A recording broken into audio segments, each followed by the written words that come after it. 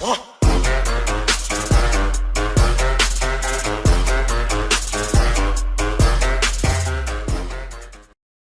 hola, buen día a todos. En esta ocasión vamos a revisar el capítulo 13, Rutas de transducción de señales del libro Bioquímica, un curso básico. Las células van a recibir estímulos de lo que sucede en el exterior de ellas y deben ser capaces de responder a ellos, para lo cual van a tener en su membrana unas proteínas que funcionan como receptores. Como su nombre lo indica, van a recibir. ¿Qué es lo que van a recibir? Las señales químicas del exterior. Estas señales químicas pueden ser hormonas, pueden ser fármacos, pueden ser drogas o medicamentos. Cuando estas moléculas del exterior son detectadas por el receptor inicia una serie de eventos, los cuales, a final de cuentas, tienen dos posibilidades: tener un efecto directamente en el núcleo o que la célula realice una acción dependiendo del tipo de célula. Esta molécula que llega en primer lugar se denomina primer mensajero.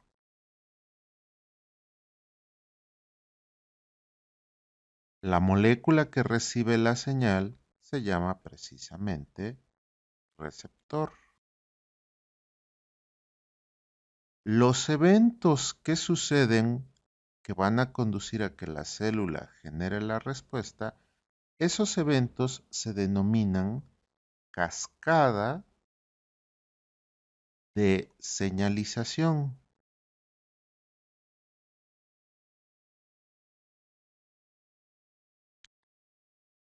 Y las sustancias que participan en esta cascada de señalización se denominan segundos mensajeros. Todos esos eventos van a desencadenar aquí esto que se denomina respuesta celular. La respuesta celular puede ser de distintos tipos.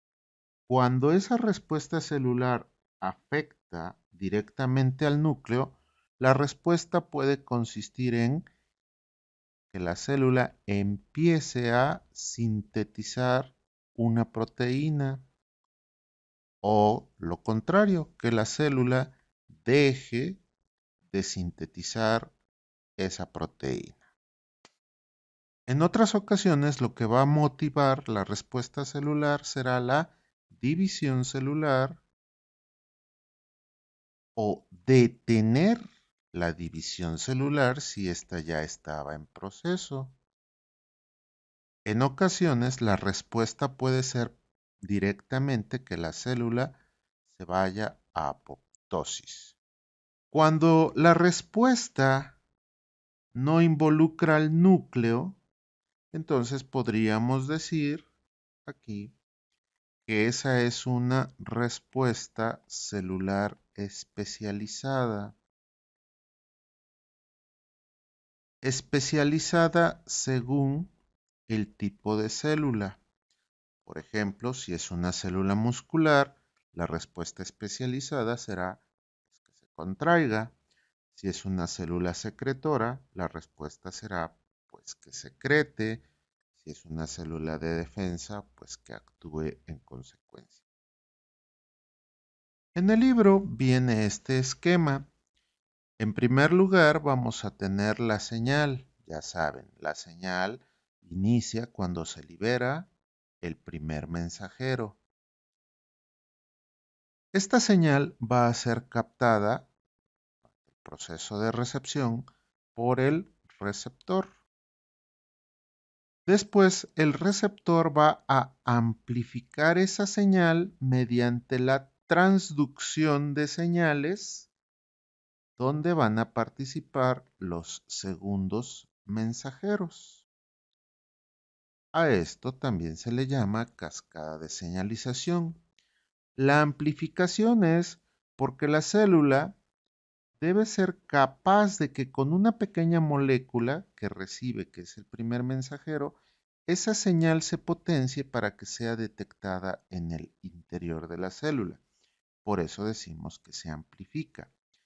La palabra transducción hace referencia a que cuando se detecta una señal se transforme. Eso es transducción. Transformar la señal en un lenguaje que la célula pueda entender. Y ese lenguaje es donde participan los segundos mensajeros. Y después vendrá la respuesta, que como les dije, puede o no involucrar al núcleo. Su libro nos presenta esta imagen donde podemos encontrar a los segundos mensajeros más frecuentes.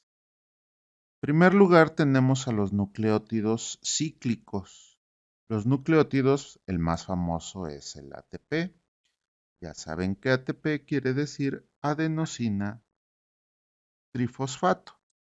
Esta adenosina trifosfato también la podemos encontrar como AMP y ADP, donde el primero sería adenosina monofosfato, o sea que tiene un fosfato, ADP con dos fosfatos. Y por supuesto, así como está el ATP, está el GTP, donde la G es por la guanina.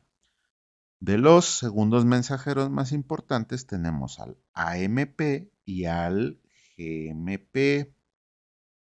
Sin embargo, estos están en una forma cíclica, o sea, en forma de anillo, por eso se llaman AMP cíclico y GMP cíclico. Los vamos a representar como CAMP o como CGMP. Otro de los segundos mensajeros más frecuentes es el calcio. Uno más es el inositol trifosfato. Inositol trifosfato. Y los diacilgliceroles. Ya saben, un diacilglicerol está formado por un núcleo de glicerol con dos grupos acilo, o sea, ácidos grasos, diacilglicerol. Estos son los segundos mensajeros más abundantes. Ahora, los mensajeros, ¿quién los va a detectar? Dijimos, pues los van a detectar los receptores. Pero tenemos distintos tipos de receptores. En primer lugar tenemos los receptores de 7 segmentos transmembranales. ¿Qué quiere decir esto?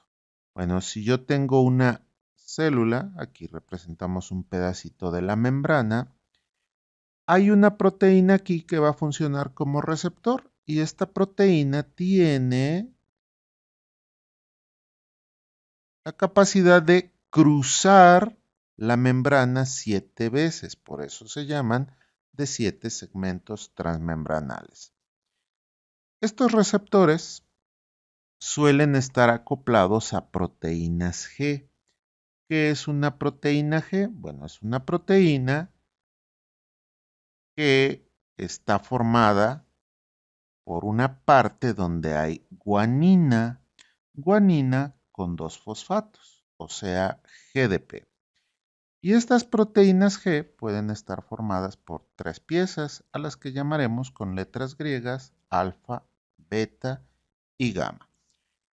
El receptor de 7 segmentos transmembranales está acoplado aquí mediante interacciones moleculares con la proteína G, que se llama así porque tiene guanina. Guanina en forma de guanina difosfato.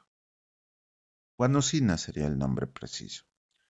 Bien, otro tipo de receptores se llaman receptores con capacidad de reclutar sinasas. ¿Qué quiere decir esto? Bueno, estos receptores están aquí en la membrana y cuando llega el primer mensajero, estos receptores tienen aquí un cambio cuya función es atraer a una enzima que está en las inmediaciones. Por eso se dice que estos receptores reclutan sinasas. Esta enzima, pues es una sinasa. Así que cuando llega el primer mensajero, el receptor tiene un pequeño cambio aquí conformacional que modifica sus propiedades físico-químicas que provocan que atraiga a la sinasa. Y el tercer tipo de receptores son receptores con capacidad de sinasa. En este caso, los receptores también se encuentran aquí en la membrana y cuando llega el primer mensajero, se activa aquí en el receptor, se activa aquí la capacidad de una enzima sinasa. Así es como funcionan estos, o más bien, estos son los tres tipos de receptores que vamos a tener en la célula. Ahora vamos a ver algunos ejemplos de las cascadas de señalización. Imagínense ustedes cuando van caminando por el pan y en el camino les sale un perrito chihuahua. ¿Sí? Ustedes van caminando por el pan muy contentos, con el celular en la mano, por supuesto. ¿Y qué sucede? Sale un perrito. Ven que dibujar no es lo mío.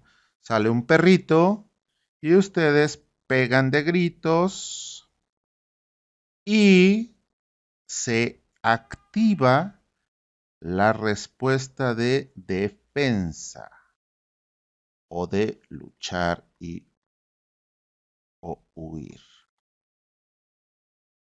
¿Qué sucede cuando ustedes tienen este momento de estrés? Bueno, sus ojos se agudizan para mirar si hay más enemigos. Sus oídos también se agudizan para escuchar sonidos que puedan ser útiles o peligrosos. Su glándula salival deja de secretar saliva. Su corazón, por acá, su corazón incrementa el ritmo cardíaco para mandar sangre más rápido. Los vasos sanguíneos se contraen para que la sangre llegue a las extremidades y ustedes puedan luchar o huir de la fiera. En el hígado se libera glucosa para alimentar a los músculos y poder luchar o huir.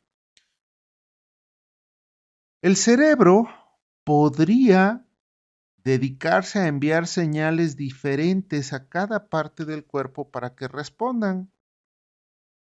Pero eso sería un evento ineficiente, sería muy tardado y para entonces, pues la fiera ya los habría mordido. Entonces, ¿cómo funciona el organismo? Bueno, en todos los tejidos que mencioné va a haber receptores de adrenalina. Entonces, todas las células van a tener un receptor de adrenalina. El receptor de adrenalina es de 7 segmentos transmembranales. Acoplado al receptor va a estar la proteína G. La proteína G formada por alfa, beta y gamma. Y aquí en la proteína G habrá GDP. Cerca de acá hay una enzima que en este momento está dormida. Esta enzima está dormida y se llama adenilato ciclasa. Por supuesto, aquí en el entorno, por todos lados, hay ATP que se está fabricando, por supuesto, en las mitocondrias. Y hay por aquí otra enzima que está durmiendo. Esta enzima se llama proteína sinasa tipo A. Proteína sinasa tipo A, por sus siglas en inglés, la vamos a abreviar PK. Cuando ustedes vean a la fiera, inmediatamente se va a liberar adrenalina que va a pasar a la sangre y va a llegar a los receptores de cada una de esas células que están expuestos a esa adrenalina. ¿Y qué va a pasar? La adrenalina va a interactuar con el receptor.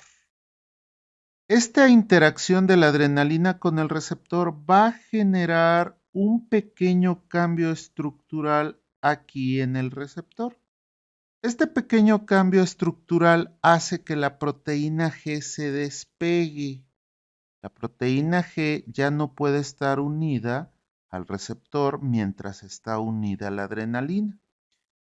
Y aquí se va a fosforilar el GDP que se encuentra en la proteína G y va a transformarse en GTP. Repito, mientras la proteína G está unida al receptor, no se puede fosforilar la guanosina o la guanina. La guanina tiene 2 fosfatos y no se puede fosforilar, pero cuando se despega, se fosforila, se usa ATP que da ADP y un fósforo se incorpora acá. Esto a su vez ahora va a provocar un pequeño cambio estructural aquí que va a provocar a su vez que la proteína G se despegue.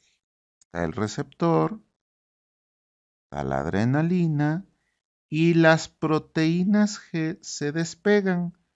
Alfa, ahora que tiene su GTP, por lo que dijimos en este caso, se despega de beta y gamma. Cuando alfa se ha despegado, es atraída por la enzima que mencionamos. Y cuando la atrae, la enzima se activa. ¿Recuerdan cómo dijimos que se llama la enzima? Adenilato ciclasa. Ciclasa viene de ciclo, de anillo, y entonces la enzima toma ATP, le quita 2 fosfatos y lo transforma en AMP en forma de anillo, o sea, en AMP cíclico.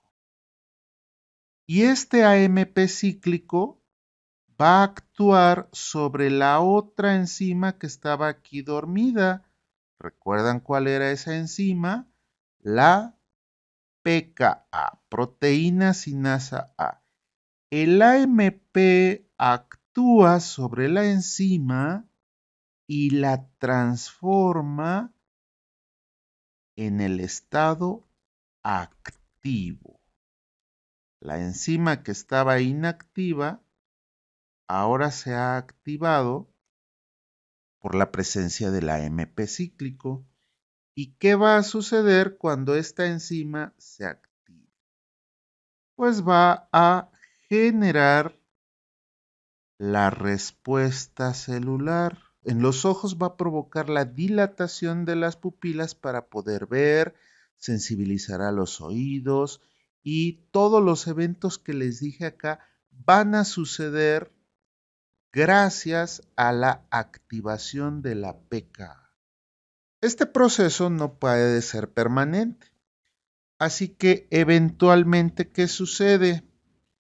La proteína G, su fosfato no es estable, así que eventualmente va a perder el fosfato y regresará al estado de GDP.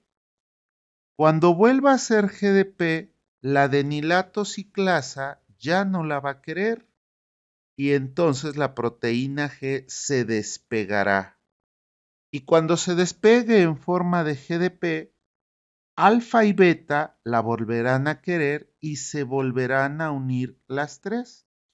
Por otro lado, eventualmente la adrenalina se despega del receptor y se degrada y las proteínas G volverán a unirse al receptor y todo regresará al estado de reposo, apagando a la pKa, apagando a la adenilato ciclasa y el receptor volviendo al reposo. En primer lugar tenemos este esquema.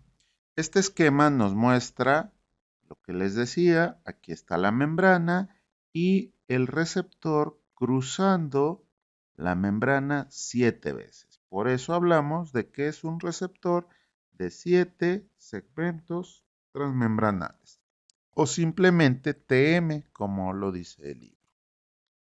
Y hay una parte que quedará en el lado extracelular y otra parte en el lado intracelular. Y recuerden que el receptor está unido a GDP. Eso es GDP. En su libro, además, viene una tablita de qué funciones están mediadas por receptores de 7 segmentos transmembranales. Y aquí está la acción de las hormonas, la secreción de las hormonas, la neurotransmisión, la quimiotaxis, la exocitosis, en fin.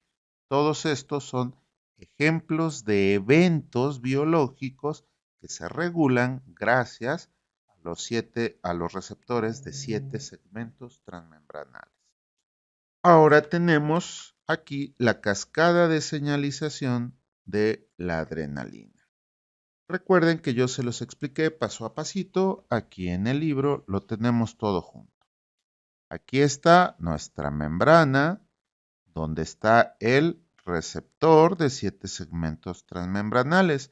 Los receptores se van a llamar receptor D, con el nombre del primer mensajero, o con la terminación y la raíz del primer mensajero. En este caso, este se llama receptor beta adrenérgico. ¿Por qué se llama beta? Pues porque también hay un alfa. ¿Cuál es la diferencia? Que el receptor alfa genera una cascada de señalización algo diferente. Entonces vean, se les aparece una bestia. Ustedes liberan adrenalina. La adrenalina llega al receptor. El receptor tiene un pequeño cambio estructural que rechaza las proteínas G. Las proteínas G se despegan del receptor y el GDP se transforma en GTP. Cuando el GDP se transforma en GTP, rechaza a beta y gamma y ahora la fracción alfa se une a la adenilato ciclasa. Cuando se une a la adenilato ciclasa, esta se activa y transforma el ATP en AMP cíclico. Y el AMP cíclico activa a pKa y pKa desencadena la respuesta celular que dependerá de cada tejido, generando lo que llamamos la respuesta de luchar o huir y entonces pueden salir corriendo. En su libro viene un esquema de las proteínas G. Las proteínas G están formadas por 3 subunidades, alfa, beta y gamma. Y aquí estas bolitas representan la molécula del GDP. También viene esta imagen donde vamos a ver a la adenilato ciclasa. La adenilato ciclasa es una enzima que está adherida a la membrana muy cerca del receptor de la adrenalina. Aquí está un modelo de cintas representando a la misma enzima. ¿Cómo funciona la pKa?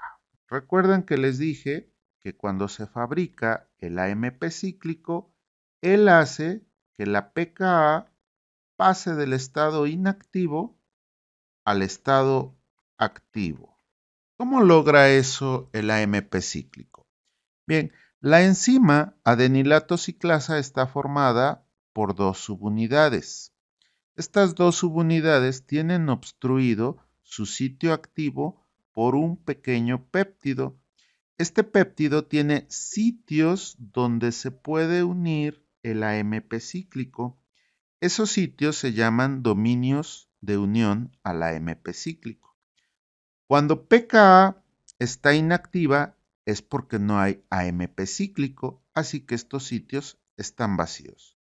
Cuando se activó la adenilato ciclasa, gracias a la proteína G, la adenilato ciclasa fabricó el AMP cíclico. El AMP cíclico se va a unir a los sitios de unión de AMP cíclico.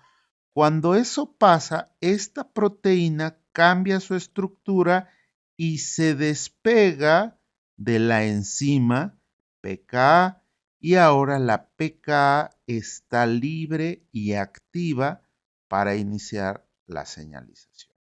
Así es como funciona.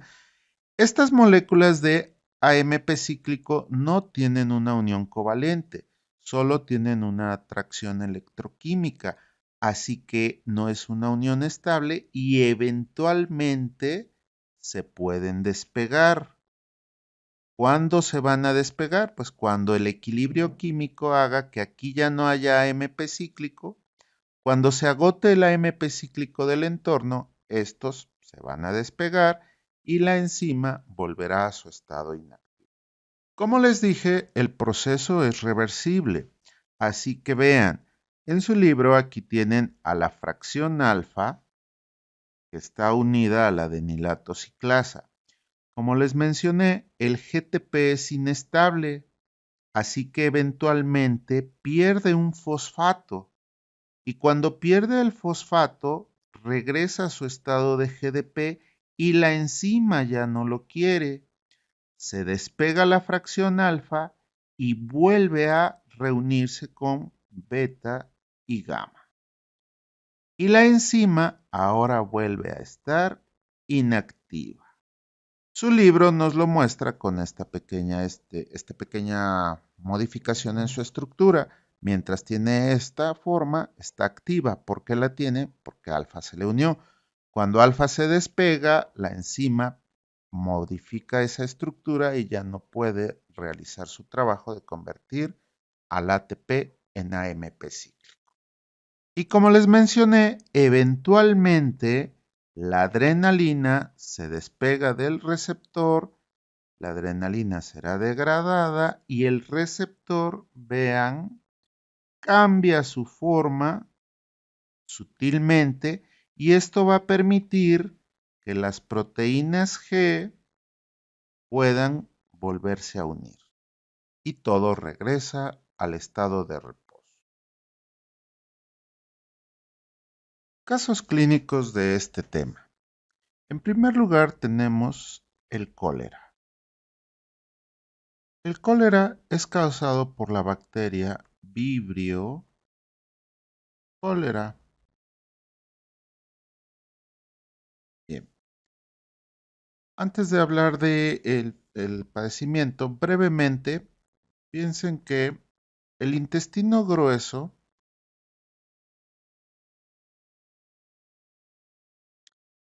tiene un mecanismo parecido a este, donde la respuesta celular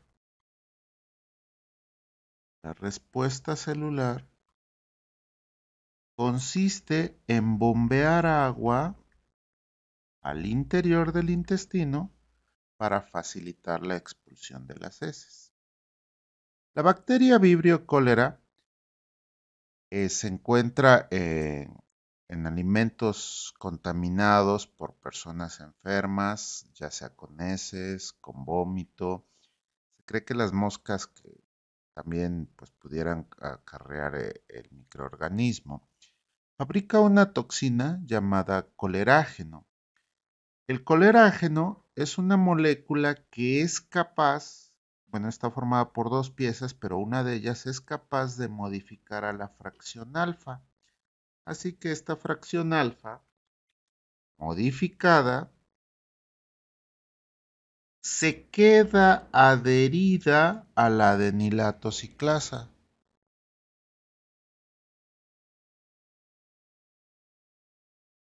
Al quedar adherida a la adenilato ciclasa, ¿qué sucede?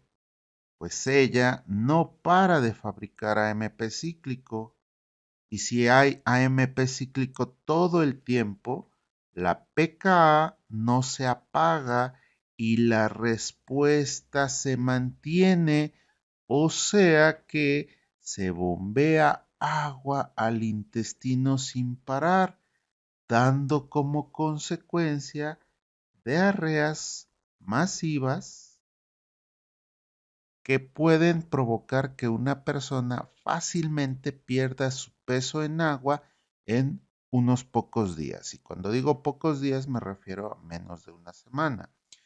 De aquí ustedes pueden intuir que el tratamiento consiste en mantener hidratado al paciente, mantener los niveles de glucosa y mantener los electrolitos. En principio, el propio organismo sacará al microorganismo, el propio organismo nuestro sacará a la bacteria y hay que tener cuidado pues para que no vuelva a infectar a más personas. Solo en casos muy graves se utilizarán antibióticos para acelerar la mejoría, por supuesto.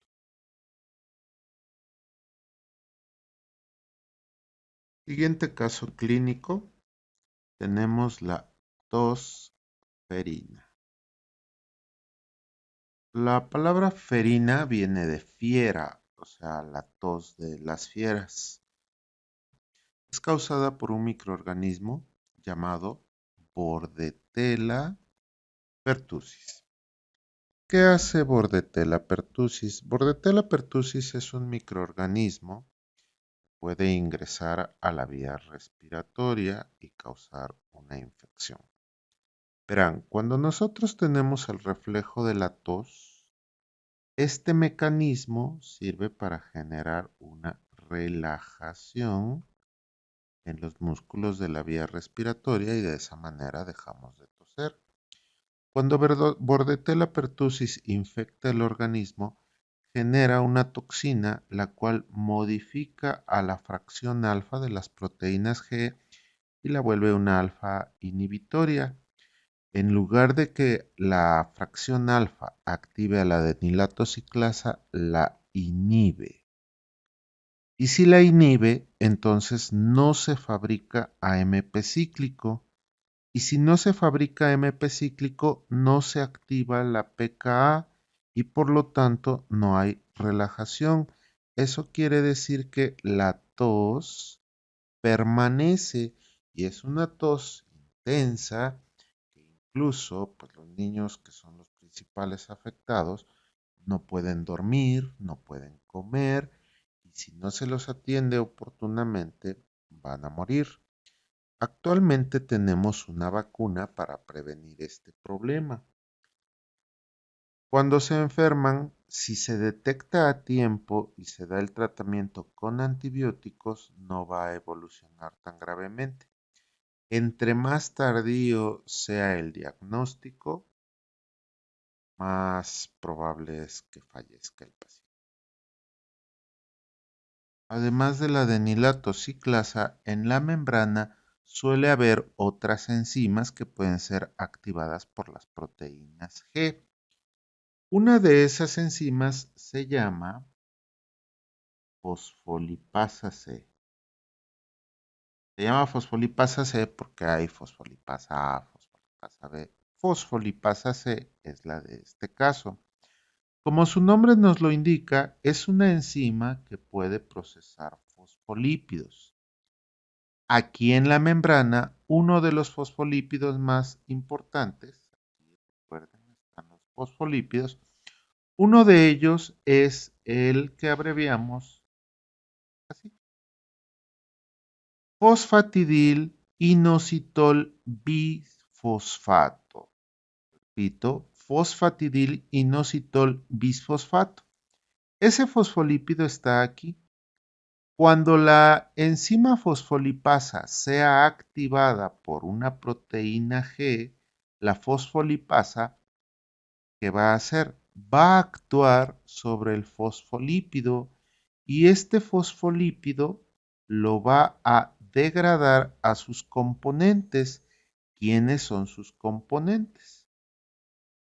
Los diacilgliceroles y el inositol trifosfato.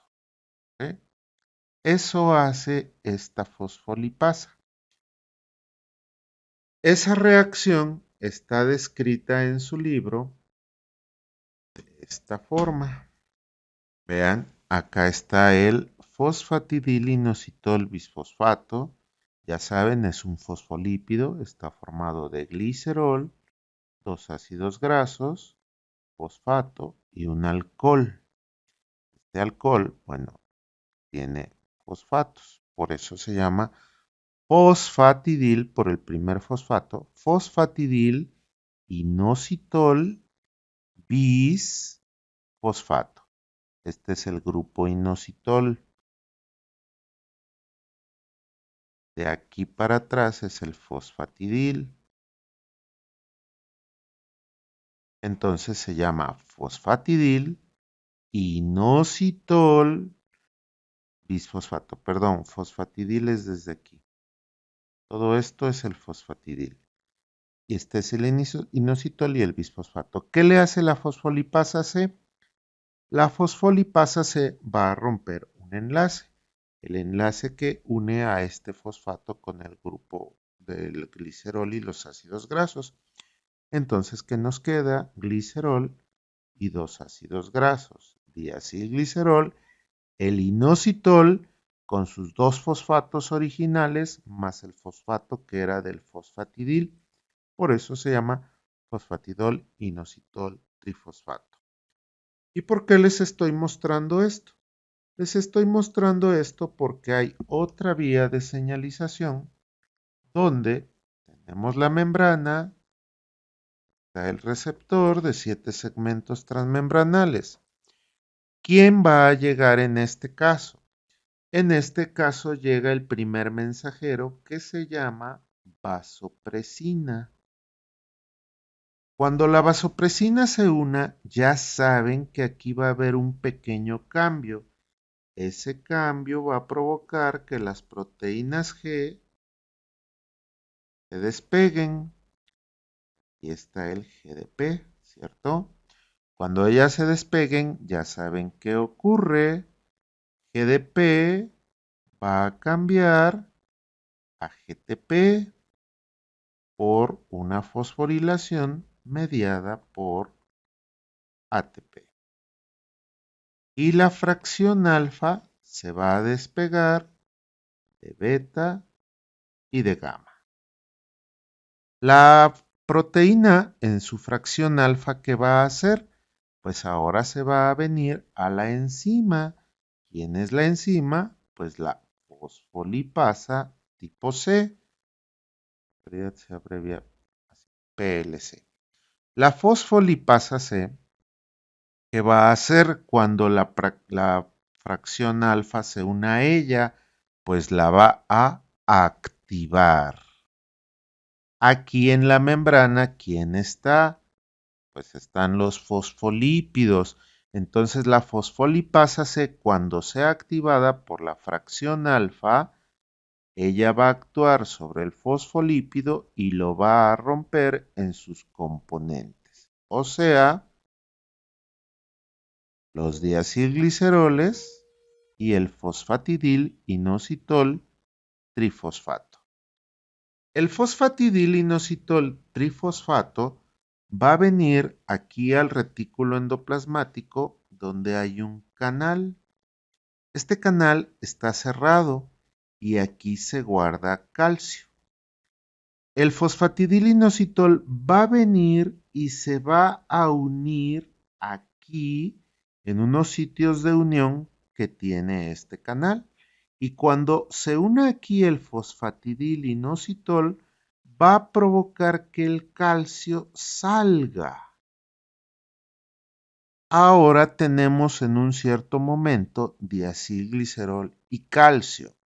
¿Y ellos qué van a hacer? Van a activar aquí a otra enzima que está dormida. La va a activar el diacilglicerol que se va a unir a ella y el calcio que también se va a unir a ella. Y ahora tenemos activada esta enzima que va a generar la respuesta celular. El primer mensajero se llama vasopresina, así que esto va a suceder en los vasos sanguíneos y la respuesta celular va a hacer que el vaso sanguíneo se contraiga.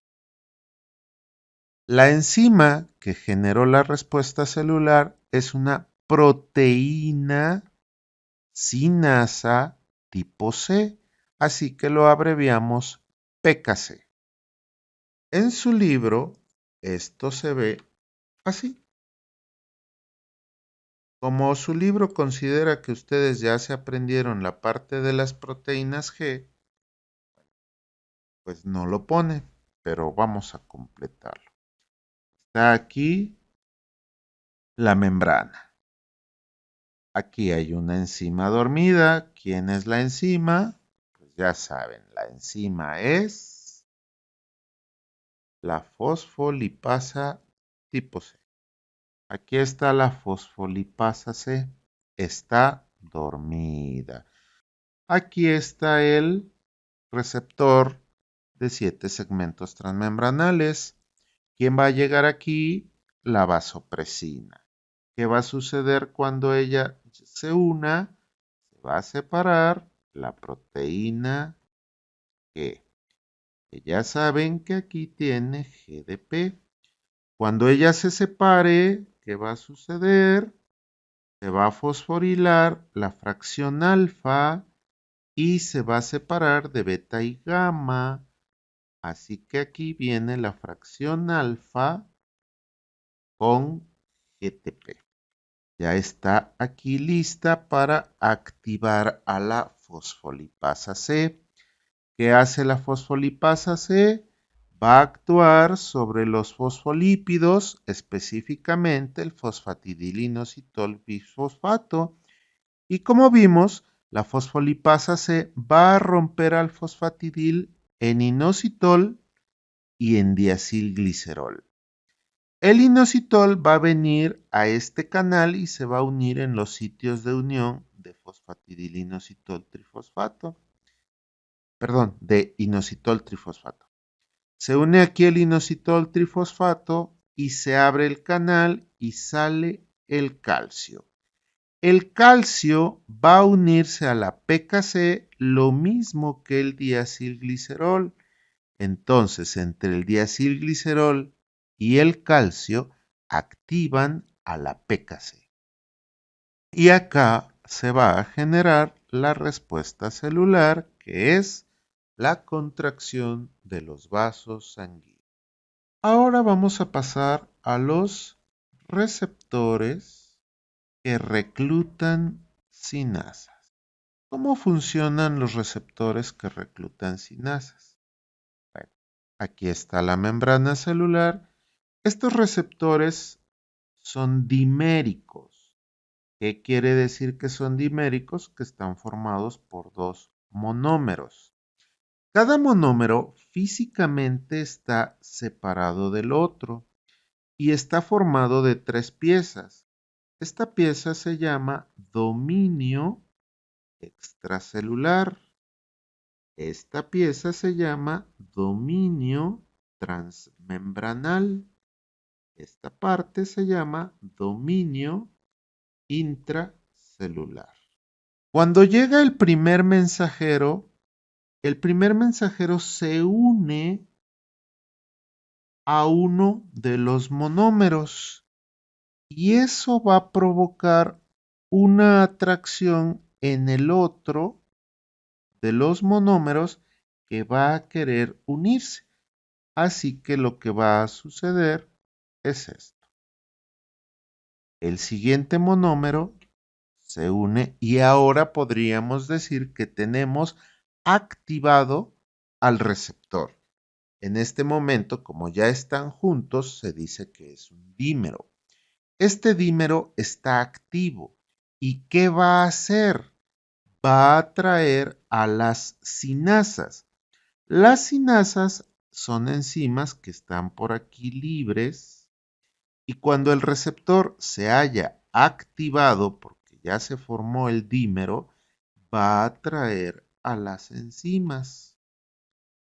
Estas enzimas son enzimas, como dice su nombre, con propiedad de sinasa, específicamente tirosina sinasa. ¿Qué quiere decir tirosina sinasa? Pues que van a fosforilar donde hay una tirosina, un aminoácido hidroxilado, si recuerdan. Entonces están nuestros receptores en forma de dímero activado con su primer mensajero aquí.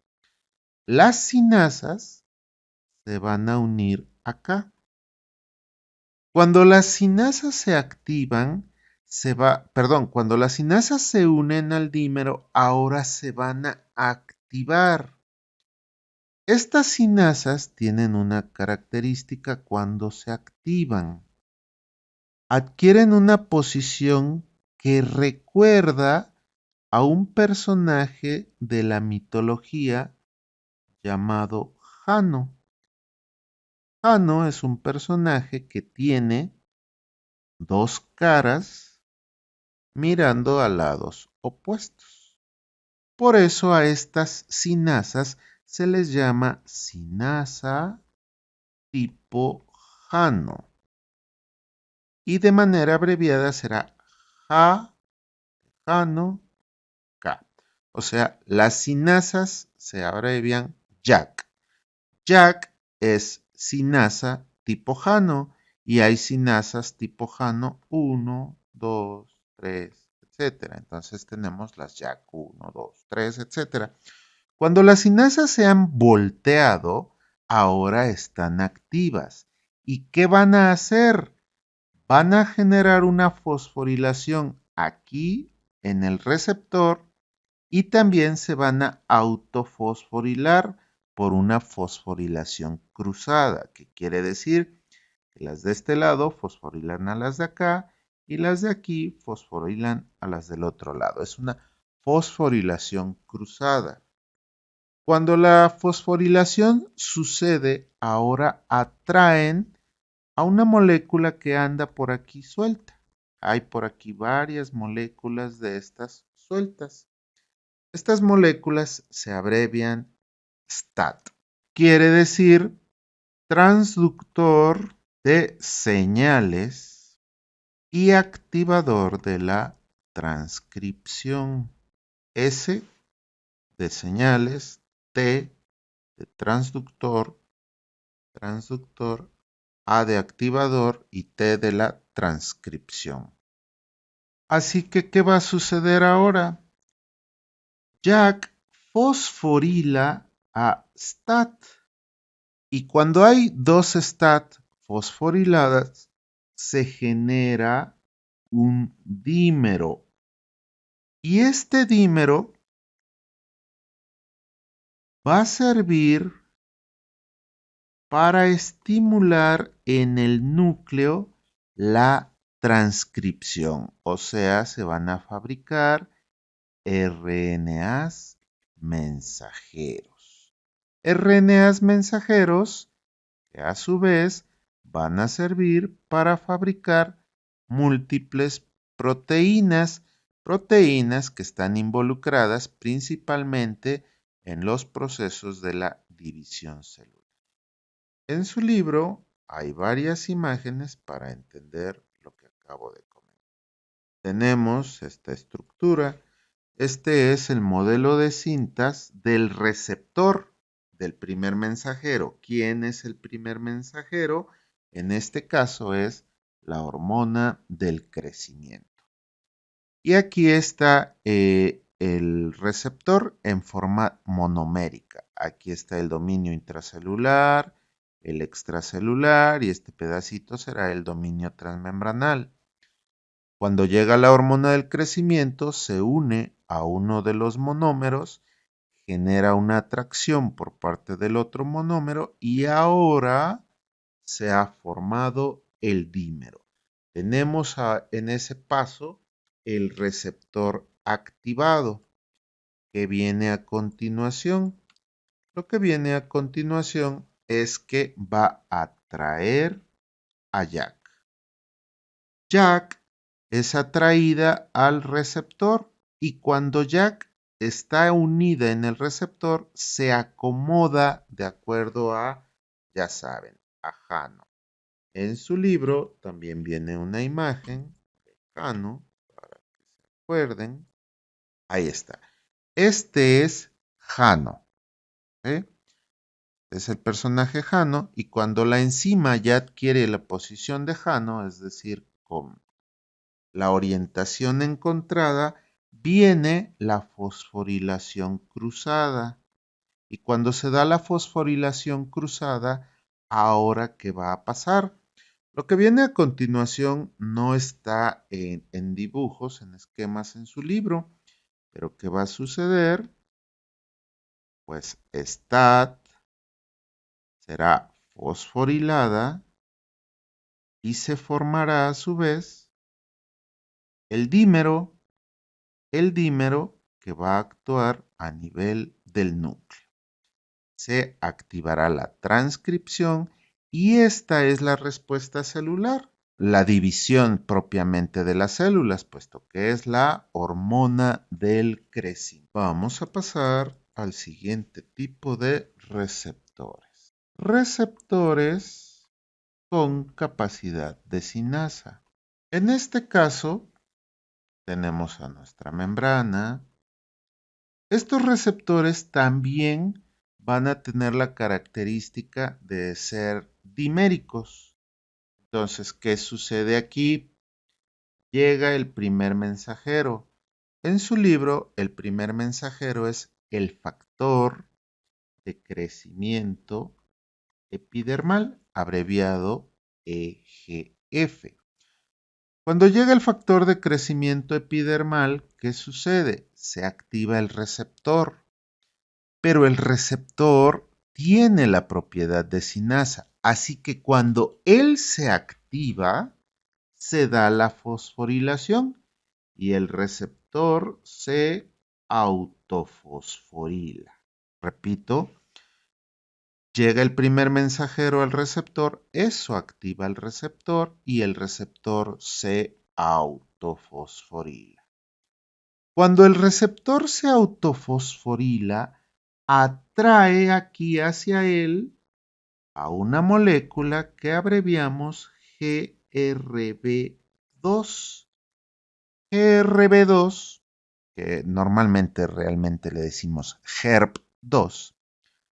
La G quiere decir crecimiento, la R quiere decir receptor y la B quiere decir bind protein, o sea, proteína de unión, por la B, proteína de unión al receptor de crecimiento. Entonces, HERP2 se siente atraída al receptor de crecimiento y se une a él. Cuando HERP2 se une a él, atrae a otra molécula llamada SOS. SOS viene de las siglas Son of Sevenless, que querría decir algo así como hijo de sin 7. Se llaman así porque esta molécula se descubrió en las moscas que se utilizan en investigación, Drosophila melanogaster, y la función de este gen se descubrió cuando al hacerles una mutación a estas moscas les faltaba el séptimo fotorreceptor. SOS significa Son of Sevenless. Bien, ahora SOS va a atraer a otra molécula que se llama RAS. RAS es un tipo de moléculas que también está asociado a proteínas G. RAS es atraído por SOS y cuando RAS llega a SOS es fosforilado, así que RAS va a cambiar su GDP por GTP. Y cuando eso sucede, RAS se despega. Se despega porque ya tiene su GTP. A ver, quiero aclararlo. RAS está despegado y tiene GDP. Solo cuando RAS se une a SOS puede fosforilarse hasta GTP y es cuando RAS se despega. Y esta RAS con GTP es quien genera la respuesta celular. Como el primer mensajero fue el factor de crecimiento epidermal, ¿cuál será la respuesta celular? Pues la respuesta celular es la inducción de la división celular. RAS va a actuar a nivel del núcleo y va a favorecer la división celular. Estas cascadas de señalización donde la respuesta celular tiene que ver con la división están asociadas al cáncer. Por ejemplo, si aquí de alguna manera SOS se quedase unido a HERB2, cuando RAS perdiera su trifosfato y regresara a difosfato, se volvería a unir, se volvería a fosforilar y la división celular estaría estimulada de manera permanente. Por eso, estos genes están asociados al cáncer. Cuando funcionan bien, a estos genes se les denomina proto-oncogenes. Y cuando funcionan mal, se les denomina oncogenes, o sea, genes que favorecen el desarrollo del cáncer. En su libro, esto, ¿cómo se ve? En primer lugar, tenemos al receptor, que ya ven, es un dímero. ¿Qué va a suceder aquí? Va a llegar el primer mensajero, que son dos moléculas del factor de crecimiento epidermal. ¿Qué sucede cuando llega el primer mensajero? Se activa el receptor. Como es un receptor con propiedad de sinasa, al activarse, él solo genera la fosforilación. Esta fosforilación atrae a HERP2. Cuando HERP2 ha llegado aquí, ahora él atrae a SOS. Cuando SOS llega a HERP, ahora SOS atrae a RAS. RAS llega como GDP o con su GDP. Y cuando RAS está unida a SOS, ahora el GDP cambia a GTP y se despega. Y ahora RAS activada induce la respuesta. Recuerden, cuando son factores de crecimiento, pues la respuesta estará asociado principalmente a división celular y esta división celular es lo que va a pues, potencialmente ser cancerígeno. Por cierto, me faltó decirles qué significa RAS. RAS viene de rat y sarcoma. Es un tipo de cáncer donde se descubrió la función de RAS. El siguiente ejemplo es del receptor de insulina. El receptor de insulina tiene una forma así. El receptor de insulina es de los receptores tipo receptor con propiedad de sinasa.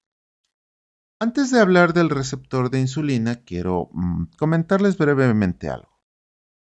Cuando ustedes consumen carbohidratos, esos carbohidratos pasan por el esófago, llegan al estómago, del estómago pasan al intestino delgado.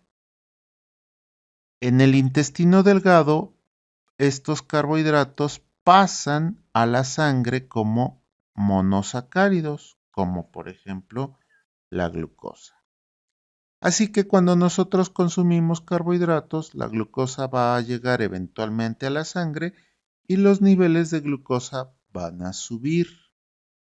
Hay unas células llamadas células beta pancreáticas.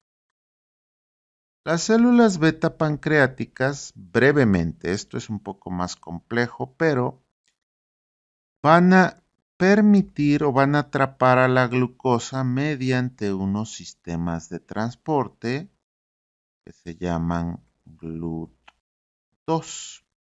GLUT viene del inglés glucose transporter. Entonces, cuando la glucosa ha aumentado lo suficiente en sangre, la glucosa vence la resistencia de los GLUT2, entra a la célula beta pancreática y la célula beta pancreática libera insulina. ¿Okay? Entonces, imagínense, mientras ustedes están comiendo, poco a poco el alimento llega al esófago, eventualmente pasa al estómago y dependiendo la complejidad de los carbohidratos, la absorción a la sangre será más o menos lenta. Carbohidratos de lenta absorción son como el almidón. Carbohidratos de rápida absorción son los carbohidratos que están en forma de oligosacáridos, como en la miel, disacáridos como el azúcar, como la lactosa, y los que se absorben mucho más rápido son los monosacáridos, como los que están en el refresco.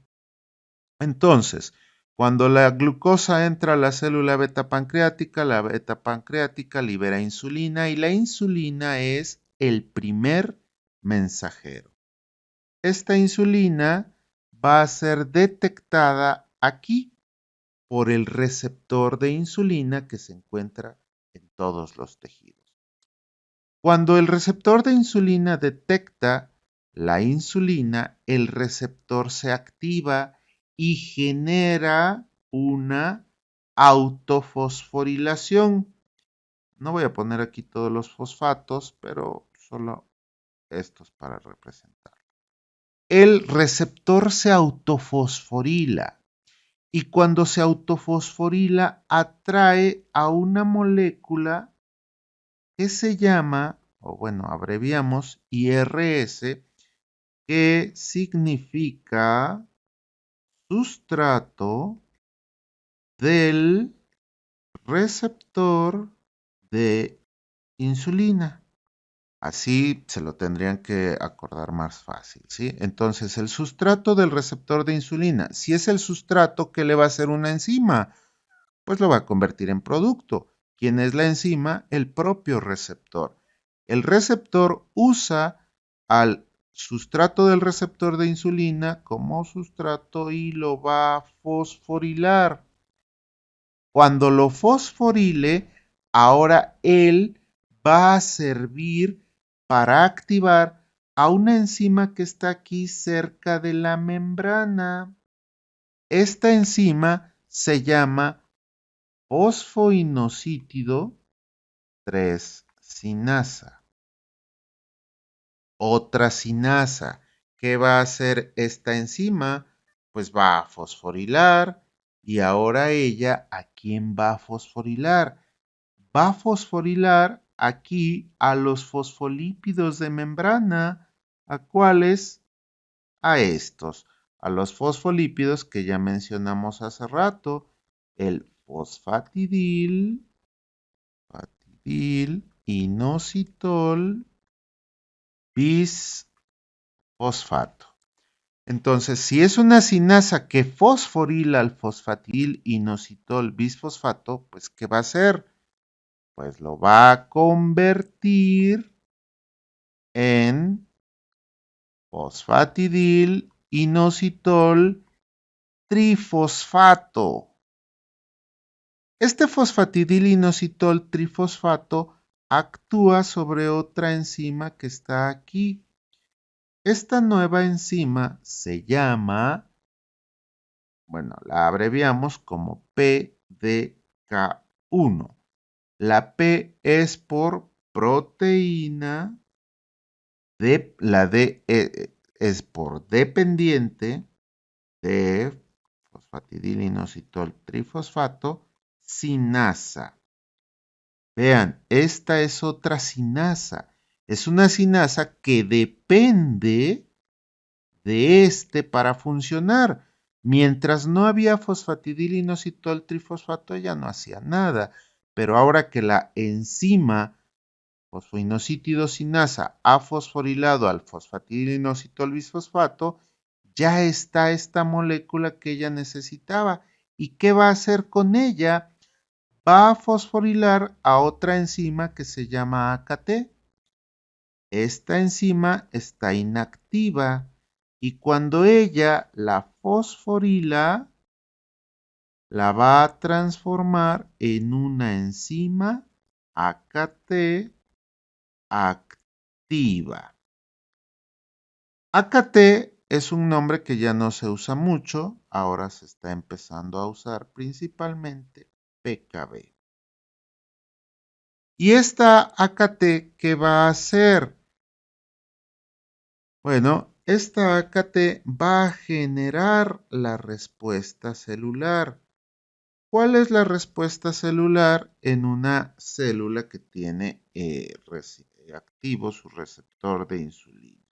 AKT va a promover la activación de GLUT1 y 3, o sea, transportador de glucosa.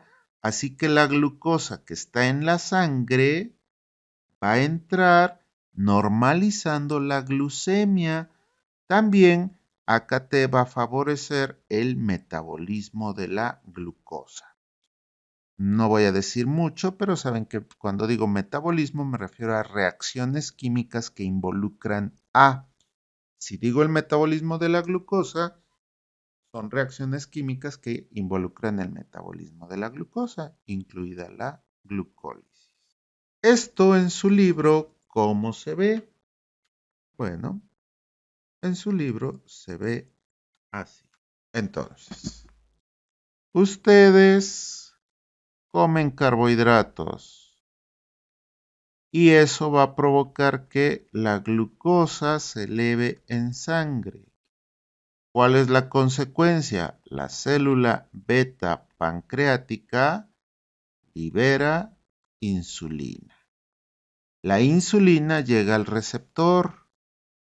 La insulina cuando llega al receptor lo activa y como el receptor tiene propiedades sinasa, el receptor se autofosforila. Y cuando se autofosforila, atrae al sustrato del receptor. Y cuando llega al sustrato del receptor, el receptor también lo fosforila. Y esto permite que el receptor ahora active a la sinasa del fosfoinosítido. Entonces la sinasa hace su trabajo, fosforila a las moléculas de inosítido que están en la membrana, generando el inosítido trifosfato. Y ahora que él está ahí, la enzima que lo necesita, la proteína sinasa dependiente de fosfatidilinositol trifosfato, se activa y cuando ella se activa, como también es una sinasa, le va a pegar un fosfato ¿a quién? A AKT. AKT sin el fosfato está inactiva. Cuando la PDK le pega el fosfato, ahora se encuentra activa. Y esta genera la respuesta. ¿Cuál es la respuesta? Favorece el ingreso de glucosa a las células y favorece el metabolismo de glucosa. Y también favorece otras vías como la síntesis de lípidos que en este momento no vamos a mencionar. Ahora, quiero que tengan en mente algo. En algunas personas el sistema inmune destruye a sus células beta pancreáticas y como es un problema inmune suele ser en niños. Entonces, cuando la célula beta pancreática no libera insulina, todo este proceso no sucede porque nunca se activa el receptor. Consecuencia, la glucosa se eleva en sangre y eso se define como diabetes. Esa es la diabetes que se conocía con distintos nombres. Diabetes tipo 1, diabetes infantil o diabetes insulino dependiente. ¿Por qué se llama así? Pues porque si le inyectamos insulina, todo se normaliza, incluido la glucosa en sangre. Ahora, ¿han escuchado de la diabetes tipo 2? La diabetes tipo 2 ocurre principalmente por nuestros malos hábitos.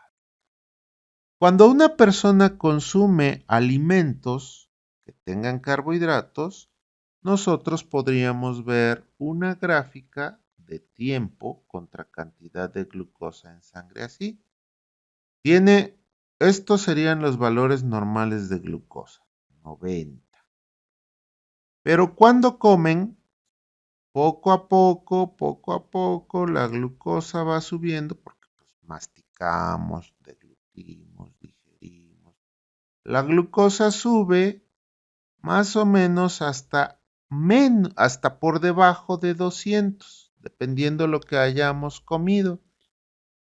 Se mantiene y tras un lapso, que suele ser menor de 2 horas en una persona sana, poco a poco empieza a regresar a la normalidad hasta que a las 8 horas ya está otra vez en 90.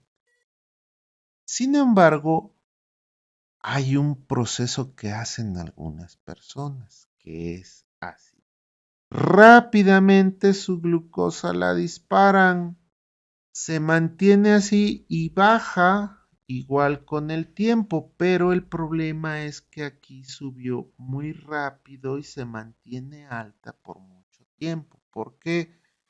Es porque se comen puños de azúcar, pero azúcar diluida en refresco que tiene grandes cantidades de azúcar. Entonces, cuando consumimos refresco muy rápido, entra una alta cantidad de azúcar al cuerpo y el páncreas no puede dejar que la glucosa rebase 200. Así que, ¿cómo soluciona el páncreas que la glucosa no suba por arriba de 200 si llegó una gran cantidad de azúcar? Pues estresando a la célula beta pancreática para que libere mucha insulina. Entonces aquí va a llegar mucha insulina. Si hacemos eso una vez al año no pasa nada, pero si lo hacemos frecuentemente, el receptor empieza a insensibilizarse a la insulina. Como se acostumbra a trabajar cuando hay mucha insulina, el receptor empieza a generar lo que se llama resistencia a la insulina.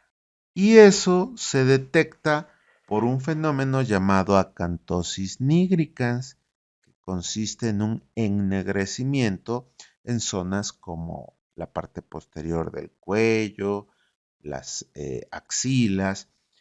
Ese es un indicio de la resistencia a la insulina. Si la persona corrige sus hábitos, eventualmente el receptor regresa a la normalidad. Pero si no, cuando la persona coma normal y haya insulina normal, el receptor no va a actuar. Así que cuando come normal, el receptor no actúa porque está insensibilizado y la glucosa en sangre sube. Eso es diabetes.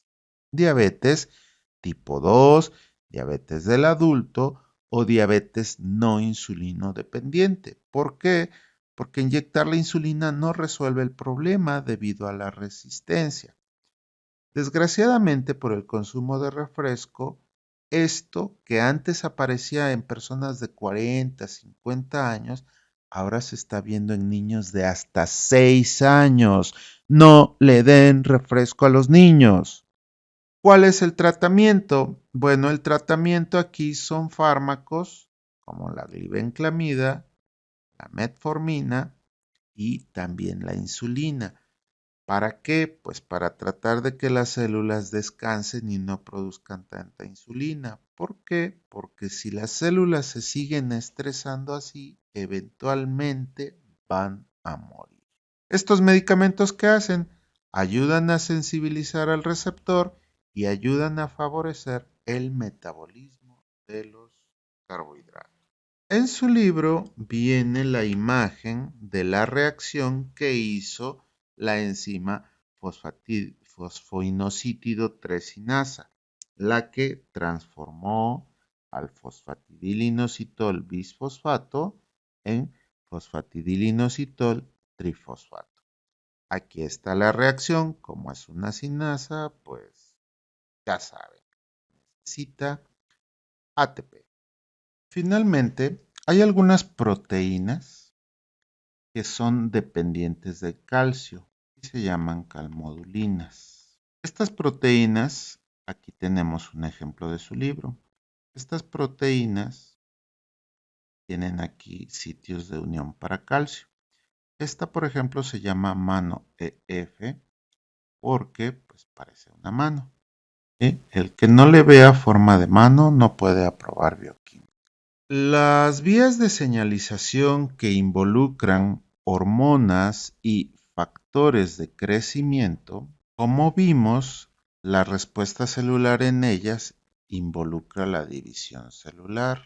En este caso, estas vías se vuelven objetos de estudio para tratar el cáncer, porque como dijimos, la falla en esta vía va a derivar en que las células crezcan sin control. Así que los fármacos capaces de inhibir estas vías pues son potenciales medicamentos para tratar el cáncer.